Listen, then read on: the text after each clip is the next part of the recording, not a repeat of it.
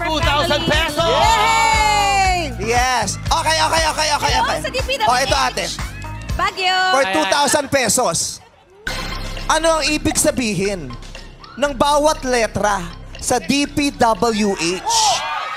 Ano ibig sabihin ng DPWH? Nabanggit na kanina. DPWH. Ano yung DPWH? Kaya mo yan, mother! Mother, kaya mo yan.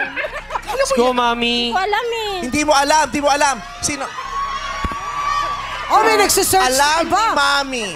Ate, anong pangalan mo? Donna. Donna ganda. Donna Ganda. Ay, Donna Ganda. Anak mo?